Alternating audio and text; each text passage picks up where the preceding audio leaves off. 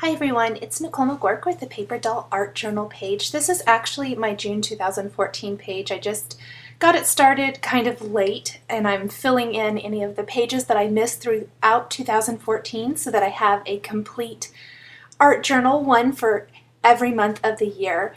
And if you've seen any of my videos before, you know that I am using paper scraps and maybe other elements that are left over from the Simon Says Stamp monthly card kits. So the paper is always leftover scraps from the card kit and maybe a few other elements.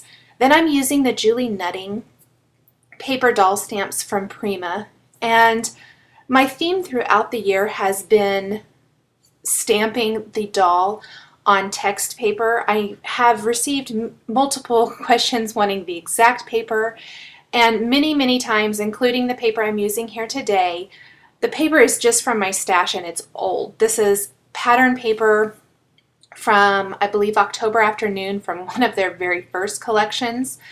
The other side was actually what's called the A side of a 12 by 12 piece of pattern paper, and this was the B side, so this was the back side.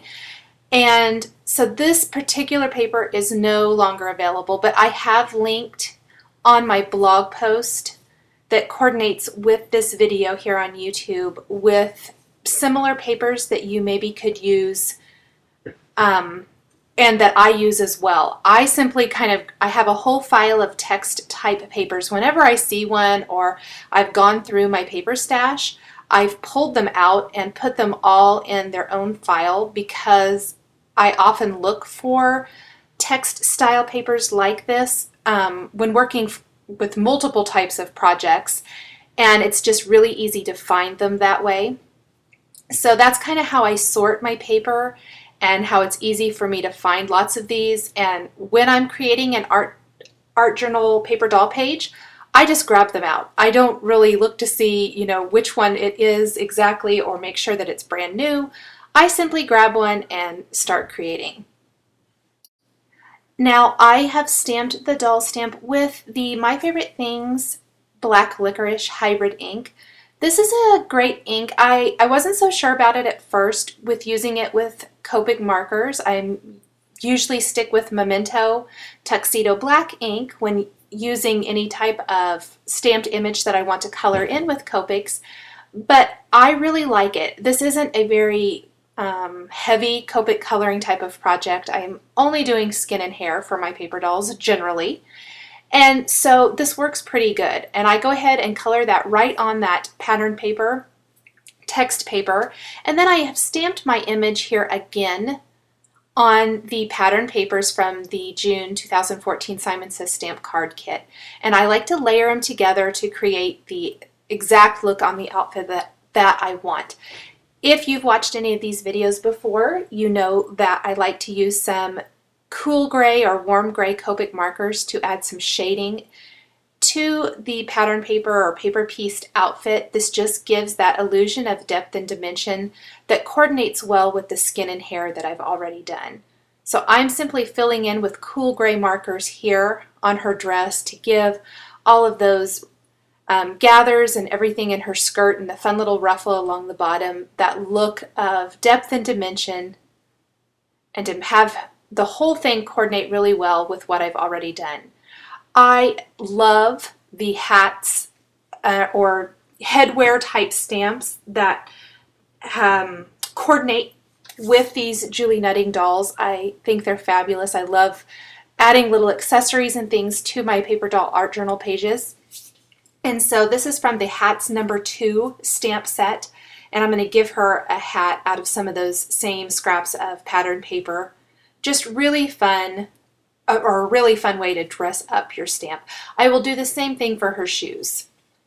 Now I'm just using a craft knife to cut a little slit there in her hat so that I can pop it on her head once I get her cut out. Here are her little shoes that I'm cutting out. I just cut those from the floral that I used for her dress. When I put her on the page, it's going to appear that she's standing in a wheat field, and you really won't see a lot of her feet, so I didn't spend a ton of time on her shoes. I just kind of wanted that illusion of cute little, like maybe little ballet flat type shoes or whatever. Again, using my cool gray markers to add some shading and dimension to the hat before I put it on her head. If you use a gray marker that is a little too dark, you can always kind of blend it out with a lighter gray marker or even your colorless blender.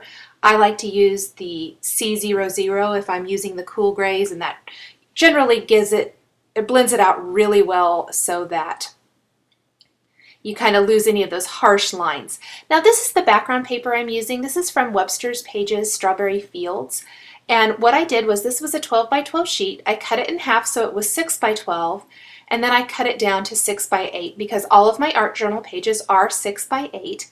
And then out of that little piece that I cut off the bottom, I was able to take the Lawn Fawn Grassy border die and die cut a little additional border from the gold there of the wheat field. This is going to really help add that dimension or look of dimension, I guess I want to say, to my little scene here. So I can tuck her into the wheat field and it appears that she's standing in it rather than standing in front of it. This is another one of the pattern papers from the kit. I'm stamping a butterfly from the Lawn Fawn Blissful Botanicals stamp set. And then I'm going to just cut these apart and piece them together. This was a little time consuming. Once I started, I kind of thought, why did I do this? But I love how they turned out in the end. Paper piecing is one of those things that you either love it or you don't. And I hate to even maybe say I don't love it because all of my paper doll art journal pages are paper pieced, but this is about the only project that I do that I really love doing it. It's kind of labor intensive, but I really love how these pages turn out.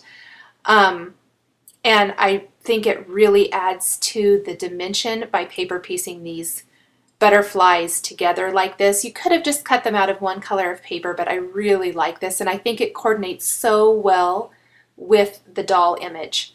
Now I stamped that phrase or quote there, or I guess not quote, but phrase from the Avery L, from an Avery L stamp set. I just used some black ink, and then there I'm tucking my doll into the wheat field. I'm using some acrylic blocks to hold her down since I used liquid glue, that just until the glue dries so there isn't any buckling. And then I'm stamping the dog also on the text paper. If you've seen any of the videos, this is not anything new. I'm coloring him in with Copics, but I'm using the text paper because it does help coordinate with the rest of the page.